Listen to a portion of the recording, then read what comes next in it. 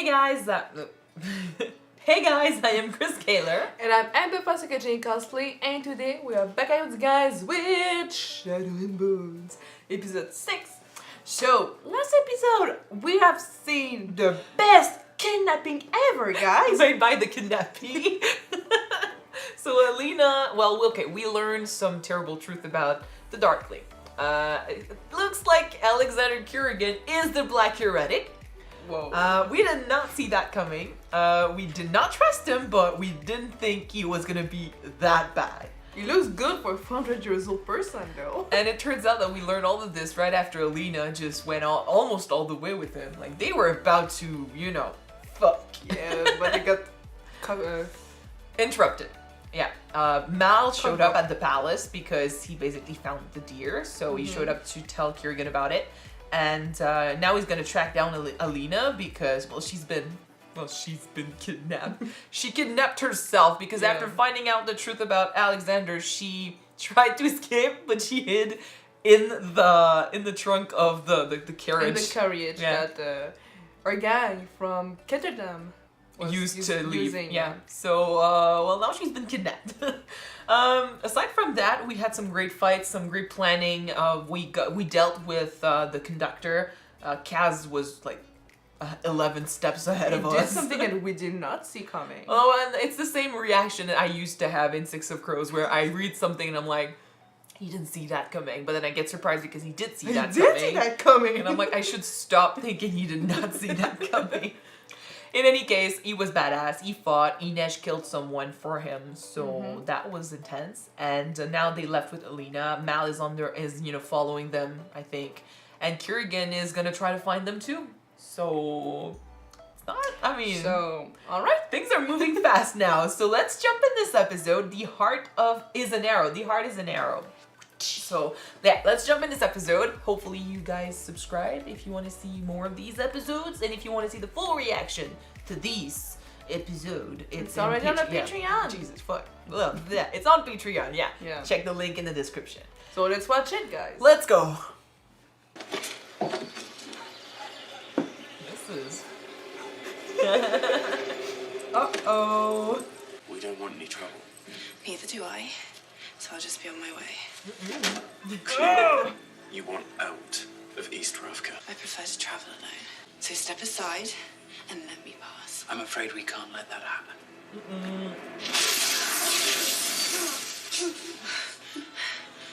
How do you fight this? Like, it's not like they have abilities. Like, how do they... They need to keep her around somehow. You gonna trust? Where is my son? Yes. We didn't get to see the actual wrecking of the ship. That is in Six of Crows. Really? In flashbacks.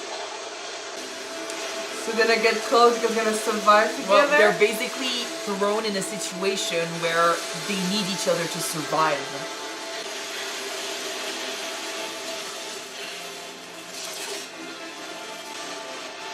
At least she's a heart grinder so she can help him out.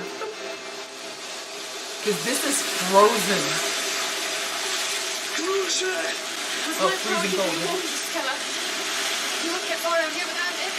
If you'd rather call me names while you freeze and drown, that's your choice. Your kind of tricks! You intend to kill me! If I wanted to, dear, I would have slowed your heart instead of speeding it up. True. I was the same. Because she needs you, Because buddy. you're human. And despite what you've been taught, Grisha are not monsters. You'll be the mighty blade to swim to shore. And you need my power not to freeze to death. Yeah. You got a rock and a hard place. I'm pretty sure in his mind. This is doing, I guess, everything that is being taught for him. I'll swim.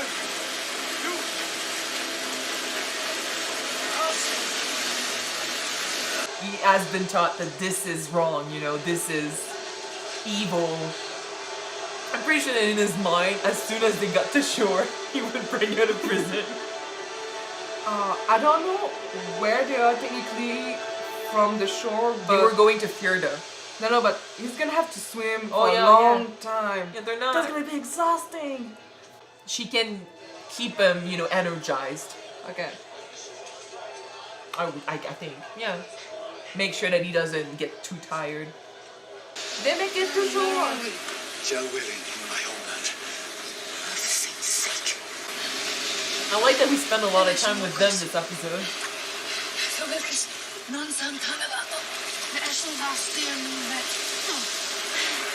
Where did you learn how to speak Kerrigan like a native? I speak 6 languages. It's part of my job. I like her. She's Yeah. like, And yeah, Vidruskala, Huya Perienga. Think that, buddy. That's all going to depend on what side of the border we're on, isn't it? They're basically facing a frozen wasteland. they're gonna need each Good other. luck. Yeah. What you going, girl? So far from Shuhan, aren't you? Oh. She's back to being Shu, not the sun summoner. Inside. But now she knows how to fuck. Yeah, but if she shows her powers. Ah. I was about to say if she shows her powers, they'll know. Gonna need the Kerrigan gang's help. Kerrigan? Yes.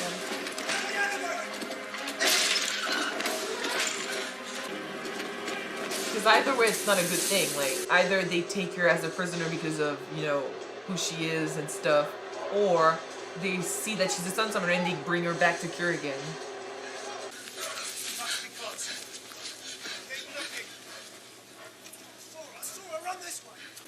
They'll be here to collect for sure. I want this. Oh, no!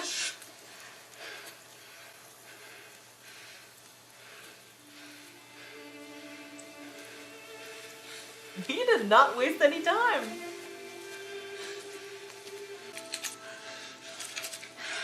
Put your clothes back on. Your That's wet also clothes in the will book. be the death of you. I'm fine. Suit yourself. Are all Thruskella so prudish? Rouge, so immodest. I'm just trying to stay warm. I like Nina so much. You're you big-headed scared? fuck. I'm Come not on. afraid of you. I have the body heat and the power to help keep you warm. So basically, frozen wasteland. They need each other to survive. They'll have to sleep naked together to keep warm. Yeah. And people like you don't. Survival at its best. Yep. Turn around. Turn. I'm sorry to be the one to tell you, but I think you should know. There's really nothing all that unique about Fjordan men. You're just a man, like all the others.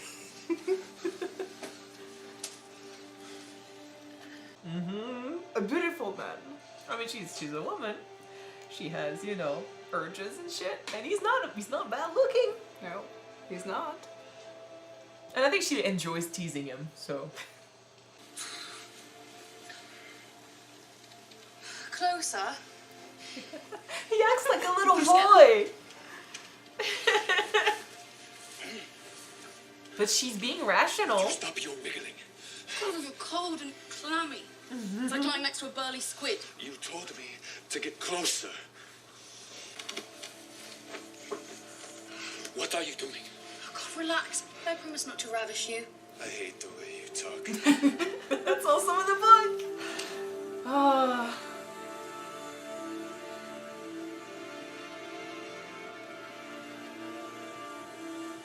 She is his lifeline right now. Andy, not go to bear.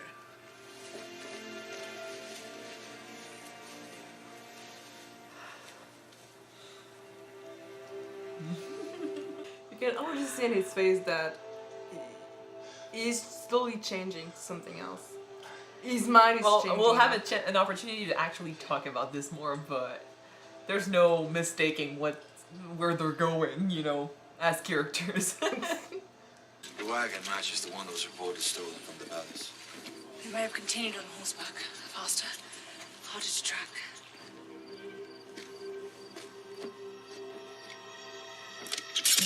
Oh! More alone. Split up. Much easier to take a Grisha one-on-one than a whole squad of them. Rendezvous at the fountain. Okay. one-on-one with grishas.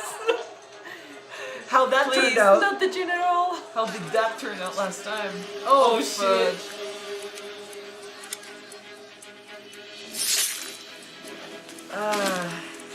Yep.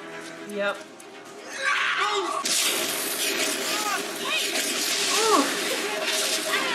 No, Alina! You can't burn it all down. That battle rat killed my brother. I will reduce it to ash. Why, because he tried to kill her lover. Be smart about it.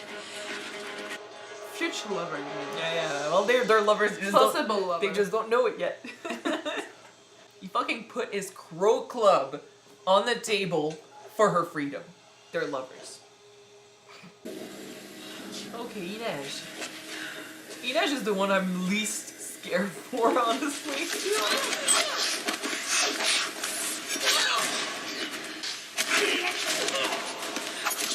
Oh.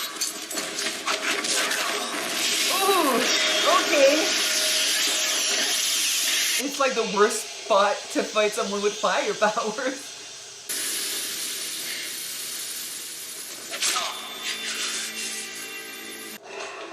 It's so hard for her. I really want to do I it. know. She's But protecting then, the people yeah, that she loves. Exactly.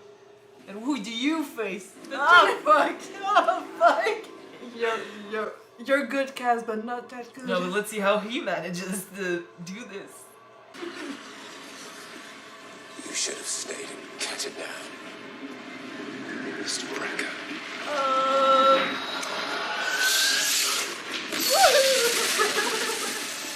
He's a magician! Fuck! Yeah. I mean, he's got tricks up his sleeves. And it's a good thing, because I would not have seen him win that fight. It would not have happened. Me neither. When you keep west, get to the fort.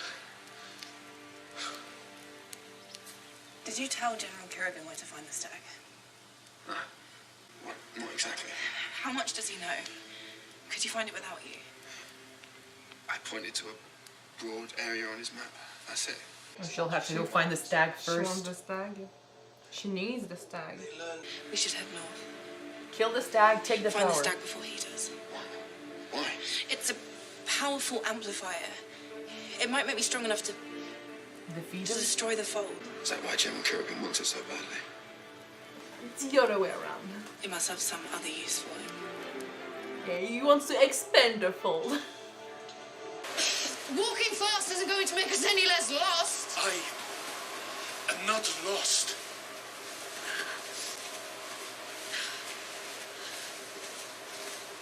Druskell do not get lost. This one did? Do and overcome these situations. You really need to relax. I do not want to relax. Well, why is that? What are you so afraid will happen? You afraid you might start to like me? That's it, isn't it? You don't want to like a Grisha. You're scared that if you laugh at my jokes or answer my questions, you might start to think that I'm human. Would that be so terrible? I do like you. Is that so bad? Yes, Why? because you are horrible. You're loud. And you're lewd. For reasons that have nothing to do with how she was born. Yeah. How do I know? You're not messing with my insides and making me feel like I like you. Oh, I see. I'm beguiling you. Quit it! It's working. The mighty Kyuujin has fallen. You are powerless to resist me. Until now. You could just let He her could fall let to her her fall. dead though. But he's not.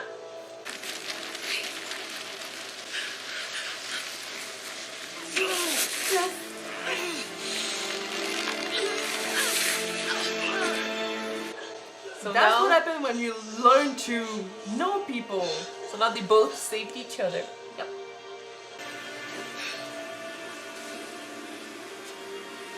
Matthias. Elva. Oh. This is cute. Nina Zelig. We have a relationship. It happened really fast, but jeez, they make me smile I don't so think it much. happens really fast. It takes like 2 time. No, for us it happened fast, but for them, many days probably passed. Oh. Full of trick with phosphorus or something too. Blinded my mate. Any idea where she went? Neighbour said they saw her flee north into the woods. She's a spy, yeah? What makes you say that? First army came through here too. Some tracker. A corporal. Now it's gonna need them both to find No this ordinary stag. tracker. No ordinary girl. Well, he knows where the stag is, so yeah. And he probably feels betrayed. She left me for Mal. Miss Starkov is in the woods. He wants both Alina and the stag. She's going after the stag. Yep. Double the motivation to get her. Yeah. So we got a lot. We got a lot of Nina and Matthias. Sorry, I'm gonna close this. Before I'm we glad start, we saw them.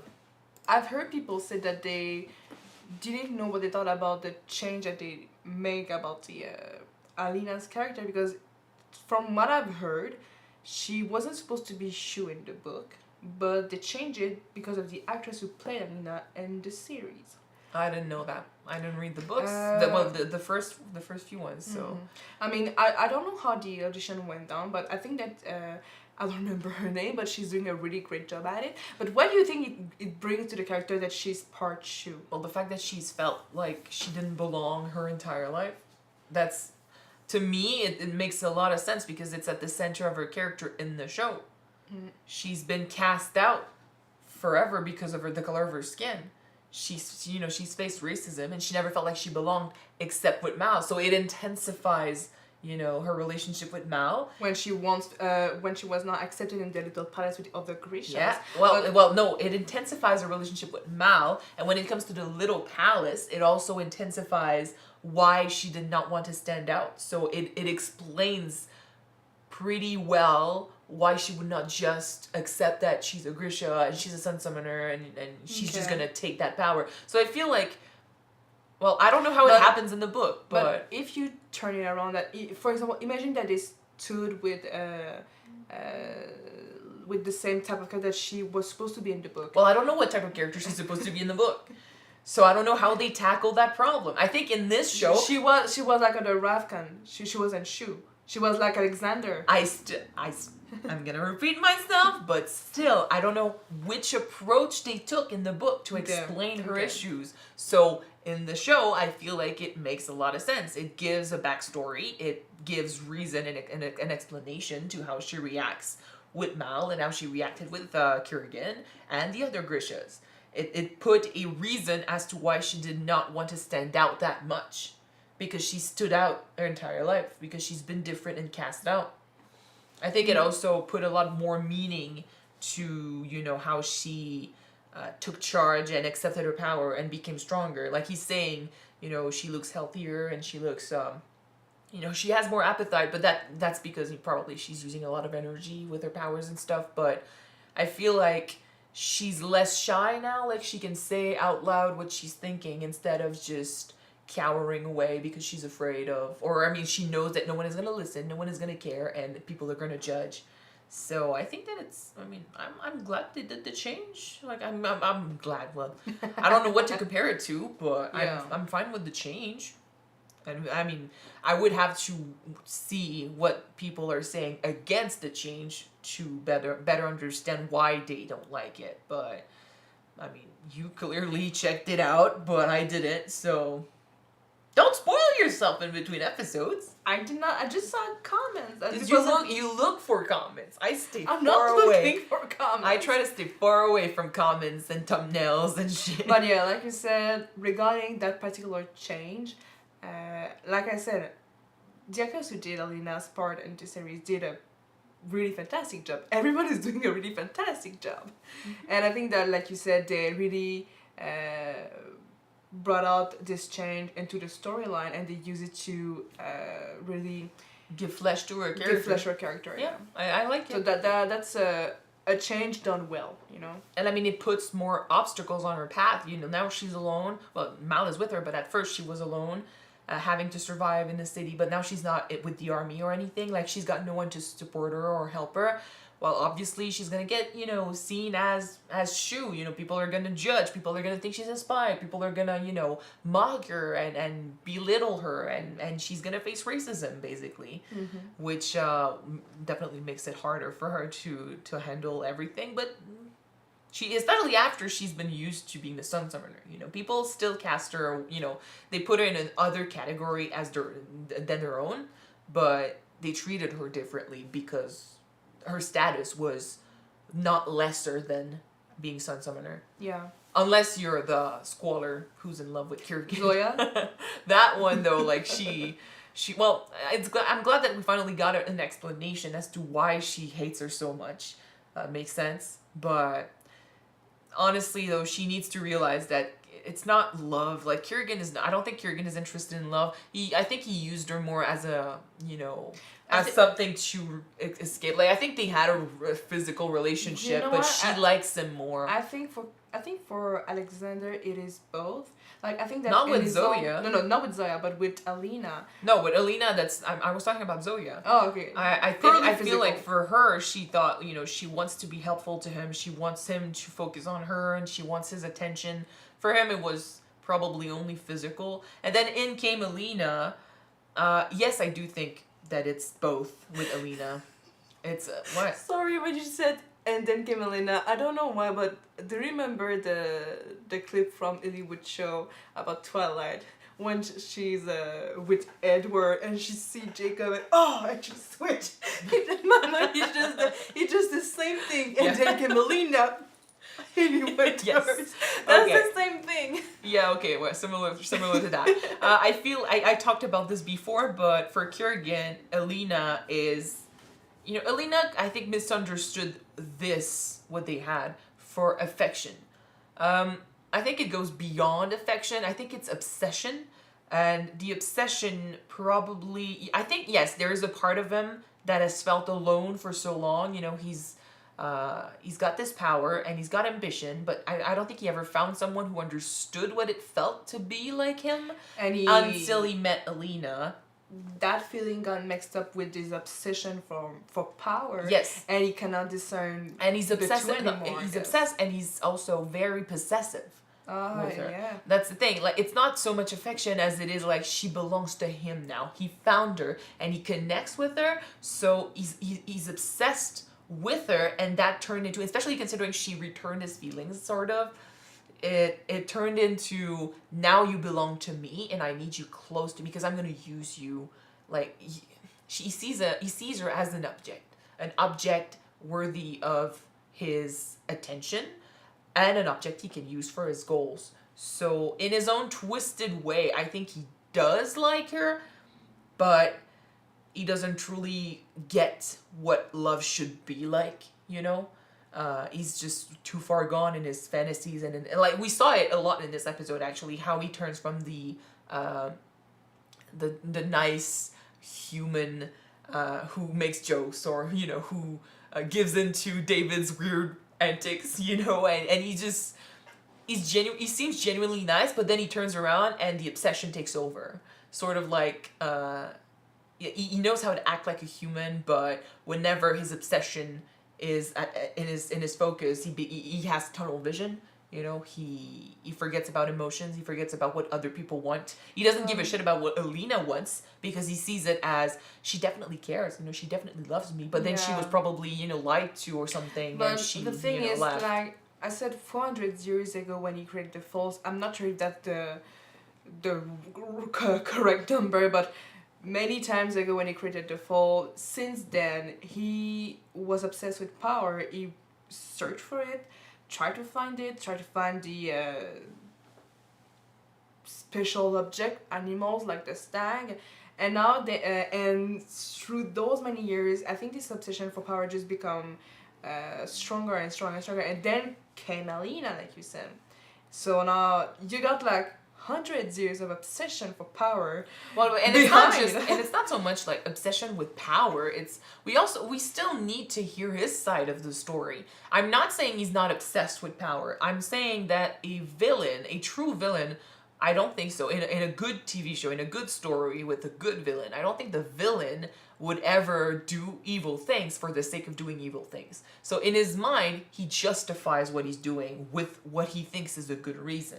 We just don't know what that reason is yet. We need to understand more about, because I think his whole sense of morality and the whole truth of what's happening around him is being warped by what he's convinced himself of. Yeah. He's convinced himself that, he's convinced that Alina likes him. So probably he probably thinks that she was taken away, but then he learns that she left of her own accord. So he's like, you saw the change in his face when he learned that hurt. So what he thought was true turned out to be false. So then he tries to come up with a reason. She was probably lied to, or she was misguided, or Mal took her away. So it's probably what's going on in his head right now. He wants to follow the narrative that he's created for himself because he doesn't think he's the villain. Yeah, and now he's technically angry and jealous because he knows that the two little orphans found each other's back, and that's adorable. Well, I think what he focused more on is also the fact that she's with Mal and they're going north. So he knows where the stag is. They're gonna go there. She's back with her first love, and they're looking for the stag. Great. And if she has the stag, she has the power to maybe fight him. Oh, yes. So that's not something he wants. But then following them, he's got double the motivation because he's got Alina to go after, and now the stag. They're gonna lead him right to the stag. So hopefully they get there first and have time to take the power. But yeah, right, let's go back then now to Nina and Matthias. Yes, I used to call him Matthias, basically, in French. Yeah. So I'm glad to finally hear what his name is and how they pronounce it. Matthias? Yeah, so now I can call him Matthias and not just over Matthias. Matthias. Sorry, it's my French brain. Anyway, I'm glad we spent a lot of time with them this episode. But basically, everything that happened in this episode was in Six of Crows. It's the flashbacks of how they became close. Because at the beginning of Six of Crows, okay, no, I can't tell you. Don't tell me nothing because I'm gonna make a series about it and I want to read the books. So shut up. But okay, the only thing I can say though is that they already knew each other. They already had a relationship, a bond at the beginning of Six of Crows. I'm not telling you what the bond is. Fine. But they already knew each other. So we discovered during Six of Crows how it happened.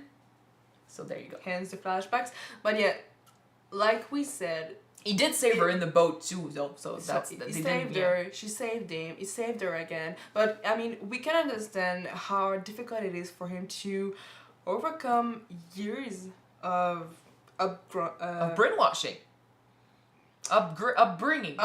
Yeah. Sorry. Thanks. Of people telling him these people are bad. These are the villains. These are the monsters. You need to exterminate them. And I need to lean on one to survive. And that's the thing with Matthias, actually. The difference with him is that if you compare him to the other soldiers, how they treated the grishas, they were basically saying, if they die at sea, it doesn't matter. I don't care what happens to them. If I get to kill a few of them, all the better. But then he's like, no, they're supposed to face a trial. They're supposed to face justice. He truly, I think what sets him aside from the others in this case is that he's willing to give them a chance because he thinks he's doing things, everything he's doing in the name of justice. So if he truly believes that this is in the name of justice and what he's been taught is true, then that's why he wants to bring them to the trial, because he thinks you're guilty, so I'll take you there, you'll be condemned, and you'll face what you deserve. He doesn't see them as, I don't care about justice, I don't care about what you've done, I don't care if it's true or not, I'm going to destroy you no matter what. He gives them, he doesn't give them a fair chance because he automatically sees them as guilty, but at least he puts them, he gives them the guilty status because he thinks they did something wrong. He's not gonna just kill them for the fun of it. He's gonna put them through the justice system, even though that is rigged. No, he sees them as, you did something wrong, so you're guilty. Not, you were born that way, you are guilty. You know? Yeah. I think that's the difference. Do you think that in that case, since he was thinking that way, did it help for him to maybe accept her as a human being? Or maybe it would have probably be the same for any other person, considering where they went in at sea and in the frozen land. I think that he got to see her as human. You know, he got to see. He automatically thought, you know, because you are a Grisha, you automatically are evil. You automatically did something wrong. But then he got to see the human side of her, and it completely destroyed maybe the idea he had in his mind of what a Grisha was, because he was thought that they were evil, that they did wrong, you know, they did bad things. And then in comes Nina, who is makes jokes, laughs at him, you know, makes him feel like a little boy maybe. Yeah. Plays with him a little bit, and she is very human. You know, she creates emotions in him that is very different from what a monster should probably do. I really love how they connect, because it's true. They are in a intense situation. Well, they technically showed us how people could connect in real life. First one, speaking the same language, that could help. Second one, when you need to rely on someone to survive, that helps a huge amount. Third one, well, they're attractive. being attractive could help. Yeah, probably. But she saved them. That's she the first saved step. Passer du temps ensemble, what is it? Spend time together. Spending time together, that could help too. Yeah. Learning to know someone, that could help too. It takes a lot of energy to constantly hate the person you spend time with. That takes a huge amount of energy. Yeah, too. and she helped him. You know, that's the thing. At first he sees Nina as bad, you know, enemy, but then slowly throughout their voyage, I guess, he started seeing her as a source of heat. You know, someone that takes the loneliness away. He basically connects Nina to something good instead of something bad. So that completely switches how he visualized her. At this point, I can't really speak for how he's feeling, considering I've read Six of Crows, so I know what he's feeling. But Yeah, I would say don't. at this point in the story, I wouldn't say if he were to face another Grisha, he wouldn't be like, okay, Grisha, enemy. But right now, the first step is considering Nina as a good person. So maybe what he thinks is Nina is an exception. You know, she personally is a good Grisha. Oh, I don't like Grisha. But Nina is okay. Yeah, Nina has a past. Nina is okay. Yeah. But and I mean she's good at, she's saying she's not a seductress, but honestly, like, it's kind of what she did. Like, she doesn't take him seriously as much as he would like. You know, she breaks him down a little, makes fun of his culture, to be fair, but she points out how ridiculous what he's been taught is. She laughs, or she makes him laugh by you know, introducing him to rules and parts of her culture that he doesn't know about. You know, how women fight in Ravka, whereas in Fjerda they don't. It's a culture shock for sure, but doesn't mean that she's not human. You know, she's different, but she's human too. She has the same feelings, and she's a woman. He's a boy. You know, he has. That's not feelings. a boy. He's a man. That is not a boy. Oh, they're boy. I mean, they're not that old.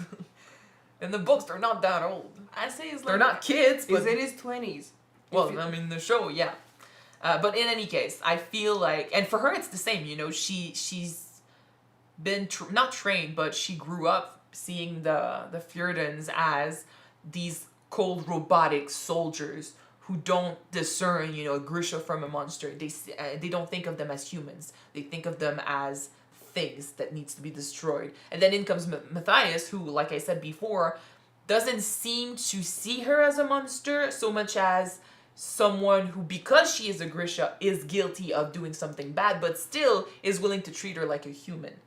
You know? It's not about killing all the Grishas. It's about having them face justice. So even though his way of seeing things was bad, he is still the only one who gave her a chance, you know? He saw her as more than just a monster. So that caught her interest. I feel like she got to see also the prudish little boy in him that did not want to show himself to her. Yeah. She thought it was funny and she made fun of it, and that creates a bond, and it's great. I think it happened really fast in the show. Like, in the span of one episode, we basically got to see all the flashbacks. But for them, it has been a little while. Yeah. So, but I'm happy that they decided to put this backstory in the show. I'm also happy that regarding the Crows gang with Inej again, that they brought back that she's still not okay with killing people. Well, yeah, it's not going to be a change that's going to happen overnight. She even tried to, like, she had to defend herself. She got hurt. She stabbed the Grisha, and she basically tried to save her. Don't take out the knife. Yeah. Wait for someone. But since she trained the people that she loved and cared about. Yeah. I think that when she saved Kaz at first, it was out of instinct. He needed help, so she did it. And then after she realized, shit, I killed someone. But then he looked at her and he was like, you saved me. So basically, what you did, you killed someone, but to save me. So there's a meaning to what you did. It's not just you're a killer. You saved someone you cared about. So this whole idea that I might be willing to kill to save my friends came to her, and then she was faced with that person who was not gonna let it go ever. She did kill her twin. So yeah, faced with that, I feel like she understands now that there are some things worth killing for, but it doesn't make it easy for her to do so. It's gonna take some time, but at least now she understands that there are some things that she might have to kill for that are worth it. So so there's that. Like, she's not stupid. Like, she knows that if she lets that person go, she is gonna come after her. But with Jesper, though, you said that there was something with him and the child. Yeah, but I'm not telling you what. Okay. It was mainly for the people watching, because the guy was saying, what are you and stuff, and Jesper was like, I'm a softie, apparently, because he doesn't want to kill the guy in front of the kid. And then there was a moment where the guy mentioned something, and Jesper was like, okay, moving on. And I was like, oh, I see what they did there, because there is something about that in Six of Crows. There is a secret there, something that they will explore later on, but I'm not going to say more because I'm pretty sure people are going to scream spoiler, and I don't. Yeah, no, because I'm going to read the books. Because I don't even remember if I told you when I read the book, actually. So that's why I don't want to say much. You told me many things. I know. I mean, yes, I will share the story with you when I read the books, but you like when I share. I mean, I give you the interest needed to read the book. Yes, I know, because you talk a lot. But anyway, I don't talk that much when I read books. Yeah, I'm glad that they showed us that the Crows gang are not all brutes and. What I enjoyed is that you got Kerrigan saying, belittling them from, the beginning of the episode till the end, calling them petty thieves, little thieves. He's basically insulting them non-stop, and then they face them, and all three of them manage to do something cool. I'm like, don't underestimate them. Although we still haven't seen Kaz open a fucking luck. We've seen his wits. We've seen how he, always has something up his sleeve.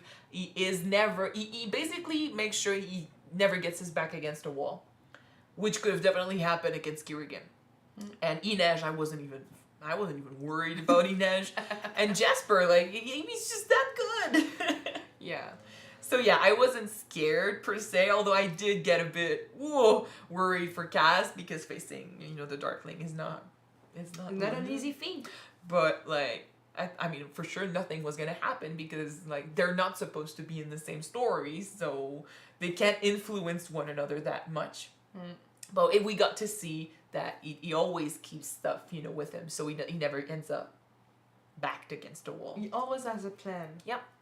So yeah. So don't underestimate the Crows, good. ever. Anyway, good episode. We're getting to the finale close. So we need to find a stag. We need to see what the Crows are gonna do. Yep. We need to find a way. Well, that's the thing.